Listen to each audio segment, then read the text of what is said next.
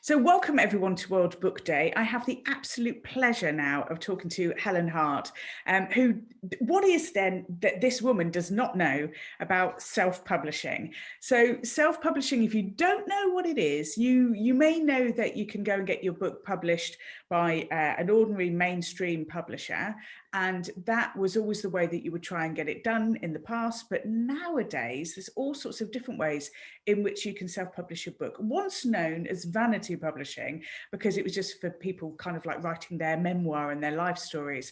However, now self-publishing is being given a lot more credibility. And here to talk to us about that is Helen. Hi, Helen. Hi, Becky. It's lovely to join you. Thank you so much. So tell us a bit about your own journey as an author and then going into self-publishing and then deciding to set up SilverWood. Oh, yeah.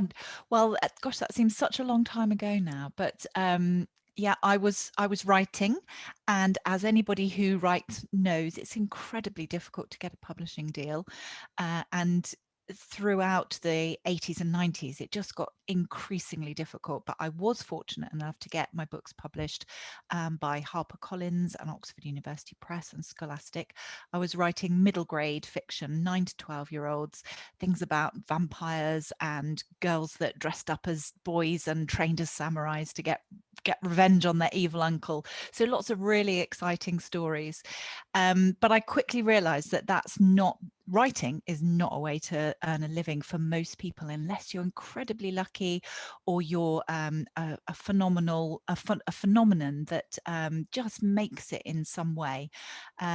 So I joined a creative writing group, and there were quite a lot of writers there that were saying, oh, we just can't get published and we think our stuff is really good. And an editor friend of mine was working for a mainstream publisher as a reader, and she said that her job was to find reasons to turn manuscripts down. And she said that a lot of the manuscripts that came across her desk were heartbreakingly good, but the publishing had narrowed so much that it knew what it was looking for, and at that time it was very much the celebrities writing books, sometimes ghost written, and if you didn't fit into a certain niche, it was this person's job to find reasons to turn the work down, which seemed to me really, really sad, because there are just loads of really good books out there that deserve to get into readers' hands. And I knew about vanity publishing, and it wasn't something that I was particularly interested in, because I knew that you end up paying a lot of money for something that's probably not been well edited or proofread, and perhaps not printed very well, not designed very well, didn't really look like a real book. But I was having a conversation with a couple of friends from the creative writing group, and they said, surely somebody out there could do this well. Somebody could put together a company and help us publish our books, but do it to a high standard, not rip us off by asking us for tens of thousands of pounds, but actually we would pay reasonable fees. And one of them said, Helen, why don't you do that? And I said, well, no, I'm a writer. That's not my journey. But that set a little seed that just started to grow. And so I went back to the one that said, Helen, you should do this, and said, shall we do your book together? I'm learning. I don't know what I'm doing. This was 14 years ago. Let's just do it together. So we did it together, and she was my first client, and we ended up with a really fantastic hardback book that looked great. It looked like anything that you would see on the shelves of Waterstones or foils, and she was really pleased. She showed it to some other people in the group, and somebody else said, oh, can we do that together? So I went from one client to two. And very quickly, it became apparent that there were lots of writers out there that just wanted a good publisher to take their hand and say, we can do this, let's do it, and let's put your book out there and let readers decide whether this is a good book or not. So very quickly, I went from one client to two clients to four clients to six clients. And then within a short period of time, I found myself becoming an employer because I needed help. So I'm employed publishing assistants, and I now work with a team. We're still a small team because we want to keep our service very personal, but we're a team of six, and we do exactly what that person said: hold my hand and take me through this. And that's what SilverWood has grown into 14 years later. And we help novelists, people writing poetry, lots of children's books, anybody that's finding that they're finding the doors are closed to them with literary agents and mainstream publishers. But more recently, we started working with people who have mainstream published and who are making a choice to self-publish. So the landscape has changed a lot. People used to be a little bit sniffy and say, oh, well, if you paid for it, it's not real publishing, is it? But fortunately now people are saying, actually, hang on, do I need a big publisher behind me? I can work with a small team, or I can even do it myself. And that's what's happening more and more. People are choosing it as an active choice to get their book out there. A lot of that is about your readership platform, and I can understand completely that if you've got a readership platform and you've been published, that actually the percentages of self-publishing, you're going to make more money. So as a published author myself, I think it's something like I've got 3 different publishers, and with one publisher it's something like 10% of the profits. Now when you think of the profits, that's actually, by the time the book's actually been manufactured and made and all of those things, that's actually not an awful lot of money. With another publisher, I can buy my own books at 50% off. With another publisher, it's something like, it's not that big a deal to buy my own books. If I want to sell them myself, say, for example, at a speaking event, I might want to sell my books at a speaking event because, you know, a lot of authors will do free speaking events just to be able to sell books, and it doesn't really necessarily equate. It's not a great thing to do. What are the complications when it comes to self-publishing? Because if you send a book to a publisher, they're just going to do everything for you.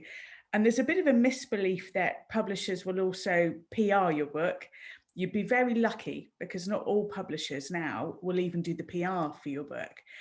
But talk to me about typesetting, editing, all of that stuff that kind of goes into a book that people might not realise. Yeah, it's quite a long journey. Most people think that you press a button and out pops a book, and it's not like that. Sometimes people are surprised and say, oh, well, I want to launch my book in 2 weeks' time. And we say, oh, no, you know, mainstream, it's 18 months. SilverWood is a bit more nimble. We can probably produce your book in 4 to 5 months. But if you give us a date, we can aim for that. But yeah, there are lots and lots of steps. And sometimes, I mean, I'm guilty of this as well. I would have written a draft, proofread it, got someone else to read through it, and then think, oh, it's ready to send out into the world. But actually there's some people need developmental editing. There might be continuity issues because you're just so close to your own work. It's really hard to spot those little flaws. So the first step would be a developmental edit. Then we would encourage people to have a copy edit that's going a little bit more finely focused. So line by line, looking at all of the grammar, the punctuation, the clarity, the consistency, how is the story being told, and making as helpful suggestions as possible to the author to help them improve their writing. Then you'd go into proofreading. That again is even more finely focused. That's crossing every T, dotting every I, and making sure that you know, if you put a date in, that the date is always consistently presented. Some people forget that, you know, you might sort of put today's date as 26/02/2021, have that in one place. Then you might write it out in full, 26 February. Another place you might put 26 Feb. And a proofreader is trained to make notes all the time. They would have a big style sheet running down the side of your manuscript.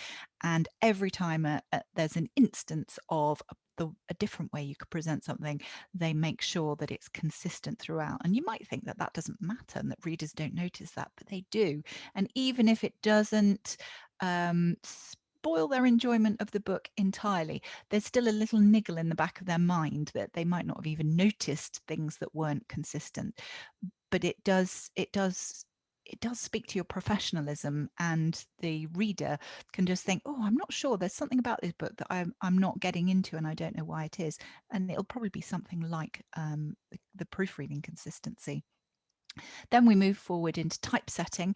As you say, that's when we would take the Word document or the Pages document that somebody has written their manuscript and had it proofread in, and we flow that into publishing software and we make it look like a real book. And when I first started typesetting 14 years ago, I had no idea how much art and science there is in the positioning of words on the page, even the spaces between every letter and every word. And there's an optimum number of characters on a line that when we as readers, our eyes follow the written word, you can only go so far to the right before your eye naturally wants to return to the next line. So the science of the typesetter is to make sure that that line is the optimum reading length, and then the spaces between the lines as well. So there's all these tiny little things that when we read a book, we just don't know. But again, it's something that might, if it's not done well, we might be reading a book and think, oh, there's something about this book, I'm just not getting into it, and I don't know why. It could be the typesetting. So there are always good choices to be made with typesetting. Then we'd move on to cover design, talking to the author about their cover, what they think should be on the cover, and then also looking at what's out there in the marketplace, because some authors forget that it's not them that's buying the book. We're not designing a book that they themselves are going to say, I want to buy that book. You need to appeal to the readers. So it's really important that the book cover design fits into the genre and the existing marketplace, not to copy it, but so that readers will look at the book and say, oh, that looks like a book I'll really enjoy, because it ticks the boxes in their mind. And sort of they pick up on the cues that we're feeding them to say, this is a book you like. The colors are like a crime novel. The fonts are like a crime novel. The image is it says crime novel to you. Or romance, or whatever it is that the topic of the book is on. And then you mentioned something earlier, which is the marketing. Once we've got everything together and the book is ready for printing, and the right method of printing has been chosen, and we know that that book is going to be distributed well so that readers can get their hands on it, marketing is a big thing for most authors, because you can have written a fantastic book, SilverWood can have produced it beautifully, but if there's no marketing going on, then readers aren't going to know about it. I think somebody said to me the other day that at the moment there are something like 200,000 books being published in the UK every year.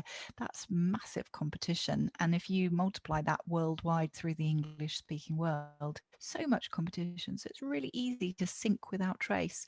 So marketing is a really important part of what a self-publisher needs to do, or any writer. Like you say, people think that they're going to sign up with Penguin and they're going to do all the PR and all the marketing and throw loads of money, and when am I going to see my huge posters on the railway platforms? And that doesn't happen. So you're right. If you're going to publish, have a look at self-publishing versus mainstream publishing, because you may find that actually I'm going to get behind this book and market it myself anyway. Why not be involved in the decisions, rather than just being given, like you do with mainstream publishing? And I remember this really clearly. This is your cover, no choice in it. That's what we're doing. This is the inside of your book. It's been done, no choice, no discussion. Whereas self-publishing can give you a lot more freedom and creative input and discussion with your publishing assistant to make sure that you're happy and you've got a book that you can be really proud of and go out there and market and get it into those readers' hands. And that is such a huge thing. I mean, we tend to think now there's a lot of online places that you can buy a book. So obviously there's Amazon and things like that, but Amazon's quite taxing. So say, for example, if you're wanting to put your own ebook up on Amazon, there's a lot of tax and bells and whistles and hoops to go through. So can you talk a little bit about the complexity of ebooks? Yeah, it is interesting, because every country that you sell an ebook into will have different tax implications, and Amazon will get you to fill out lots of forms and get a US tax code, because otherwise you could lose up to 30% of the revenue from the sale of each of your books if you don't fill out all these forms. And it's not rocket science, but it is fiddly. And for a lot of people, most of the people that come to SilverWood, they just say, oh, I don't want to be bothered with all that. I don't want to fill out all the forms. I don't want to go to my accountant and get this and that and speak to somebody in America to get a tax number that is valid with the IRS in America. just do all that for me. So that's what SilverWood does. We just manage everything. We've got it all set up. We manage it all through our trading accounts. And the other thing to say about ebooks, this isn't tax related, but a lot of people, as you say, will put an ebook up on Amazon. But Amazon, it is a massive market player, but it doesn't have 100% of the market. It has maybe 50% of the market. So it's always worth making sure that your book is not only available on Amazon, but everywhere else as well. So you've got Apple Books and Nook and Kobo and all the other e-reading suppliers. It's really important, and they're growing. We're really noticing that our Amazon revenue is coming in, but people like Nook and Kobo are working really hard to catch up. So it isn't as big as Amazon, but it is worth making sure that you there's a phrase in the self-publishing community that is go wide, so go as wide as possible. And also I would say go wide. Don't just go for an ebook, because anybody can publish an ebook and it doesn't differentiate you as there's still in the reader's mind the real author. Have they got a paperback? A lot of people do still really want to read paperbacks. So it is said that if you publish just in ebook versus publishing ebook and print book, while your ebook sales will probably outperform your print book sales, those that are offering both to their readers, so a print and an ebook, will sell 4 times more overall than somebody with just an ebook, because you get lost in the sort of DIY ebook publishing boom, and it doesn't necessarily underpin your credibility in the same way that a real book that you can hold in your hands does. I'd agree with that. I find that when I look and I go, yeah, it's just an ebook, so I'm not sure that that book is actually going to be really good, because it could be someone who's just uploaded a PDF. It just feels PDF like, which, you know, is an acronym that should stand maybe for something else. So if someone self-publishes a book, you know, there's that dream. And I remember when it happened to me, when I walked into WH Smith and I picked up my own book off a shelf and I gave it a good sniff, because there is nothing better than the smell of a new book, and especially the smell of a book that you've written yourself. How do people get self-published books into Waterstones, WH Smiths and the High Street? First of all, they have to have a well-produced book, because bookshops there is still a little bit of a prejudice against self-published books. The quality out there is variable because it is so much easier to self-publish. So a lot of bookshops, particularly in the earlier days of self-publishing, when it was a little bit Wild West, bookshops it was that sort of once bitten, twice shy. They might have encountered poorly produced books, badly designed, not beautifully typeset, and the books didn't sell and they were left with product on their shelf. And they are a commercial operation, and every book that goes onto their shelves has to earn its keep. They need to be able to sell those books. And if people are turning away because the cover's a bit DIY or amateurish, or someone's nephew knocked it up in Photoshop, and it's not going to sell. So some bookshops have developed a policy where if you say I've self-published, they'll just, oh no, we don't stock self-published books.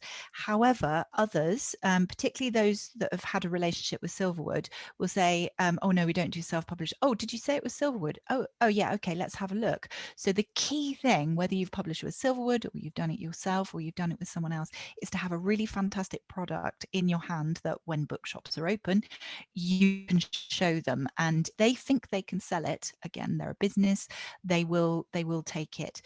But it does go back to the marketing. At the same time, a book is not going to walk off the shelf by itself and with its little legs.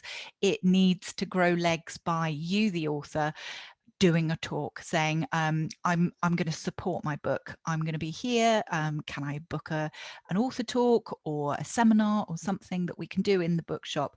And then you'll need to market that event as much as possible, because you need to get bums on seats, and you need to prove to the bookshop that those bums on seats are going to buy the book at the end of your talk and boost the income of the bookshop. And then the bookshop will welcome you back with open arms. And lots of SilverWood authors do have either mini book book tours of their local bookshops, or they launch the book, or they give a talk. Obviously, that's been curtailed a lot in the last year, and it's such a shame, but we're really hoping that the situation is going to change, and when bookshops open again, we'll be back doing what we were doing pre-2020. And while we're talking about that whole bookshops, it is really important to have a relationship with your bookshop. So don't never go to your bookshop and then walk in and say, I'd really like you to stock my book. Make sure that you're a customer. They know you. They've seen you in there. You're a friend of the bookshop, and they know you, and they know that you're going to support the book that you're putting onto their shelves. And I would always say start small and local as well. It's not realistic as a self-published author to assume that you're going to put your book out there and it's going to be in every store in the land. That isn't going to happen with self-publishing. And in fact, you don't want it to, because if you get it into every store in the land and you've paid for those books because you're self-publishing, and you've sold them at quite a trade discount, there is this big thing called returns. And if your book doesn't sell and you've invested in quite a big print run to make sure that your book is in lots of bookshops, and then it doesn't sell and it gets returned, you personally are going to have to refund that bookshop. So it's really important to understand the mechanics of how the book supply trade works and the costs, and to understand that being in a bookshop is not necessarily the way to make money. It's the online sales that will make you money, but being in a bookshop is part of your profile, so it builds into your marketing. Having a book launch in Waterstones is a big deal, and you can really work that on your social media. And again, it underpins that credibility. I'm a real author because I'm in Waterstones, but it's not necessarily going to be the profitable part of your book supply activities. Yeah, that makes complete sense. And even if you are with a published author, you know, the book goes into the shop for 6 months and then it's returned if it's not sold within 6 months. So literally the minute your book comes out, you are peddling. And it's a strange thing, because you go from being alone in a darkened room writing a book on your own and not talking to anyone, to this waiting period where you really do need to be getting your PR together. And that, like you say, waiting period can be, 6 months, 8 months, but usually about 18 months before the book actually comes out. And then you're trying to be everywhere. So you're trying to do local radio interviews, you're trying to get into the local newspaper, as well as kind of like anything that you can get, turning up to the opening of a crisp packet. You would try and get yourself everywhere. And I have been watching during this time, because I do feel for authors who had their book due to come out during this time of COVID.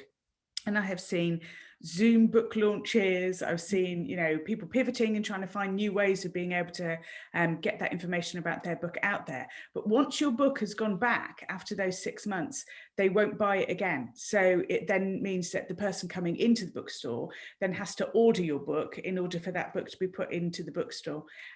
But they will be ordered, the book will go out, but it won't necessarily end up on the shelves, which is slightly heartbreaking, especially once you've had it on the shelf. You go, not there anymore. I used to be sitting next to Brené Brown and I'm not. So yeah, it's quite a tough thing. So just as we're winding up, so what sort of last pieces of advice would you give for somebody who kind of goes, I've got a book idea, but I don't know if I want to invest all of the time and effort. How do I know I can write? What would you say to them?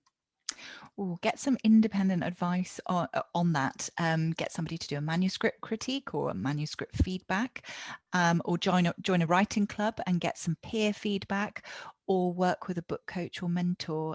We've just started an online writing club. What you were saying about pivoting, we've done a virtual writing club, which we started in December, and it's a small group, and the writers that have joined are really finding it helpful to listen to each other and buddy up and get some feedback, because you do need. I think there is still in the back of every writer's mind am I a real writer? Am I good enough? And you don't want to ask your family to read your book because, of course, they're going to just say, yes, it's amazing. I love it. And they're not going to give you the truth because they love you. So getting some independent feedback from somebody that can professionally talk you through it as well, because if it needs to be sensitive, then it does need to be somebody that knows how to put that in a sensitive way rather than just kind of trashing your ego. But yeah, we do quite a lot of readers reports for people, and there are two types of writer. There are those that say, okay, I've taken that on board. What do I do next? And that's always really lovely. And there are those that say, oh, I think I'm just going to put it away in a drawer. And they just need a little bit extra, going back to that hand holding, and what's worrying you about it. Do you what is it that you feel is not good enough, or that is not worth the effort just doing one more draft to get it up to tip top condition? So part of the journey of being a professional writer, however you choose to publish, is just going, okay, I've got some advice, I'm gonna go with it, and I'm gonna do another draft, or I'm gonna tweak that character that apparently didn't work. So yeah, Tenacity. hard journey. It is, yeah. Tenacity, hard journey, and a bit of passion. A good Oh, a combination. That's what lot. we're begging again. Yeah. Yes. Helen Hart from SilverWood Books, thank you so much for joining us on World Book Day, and happy World Book Day. Oh, thank you for having me. Bye bye.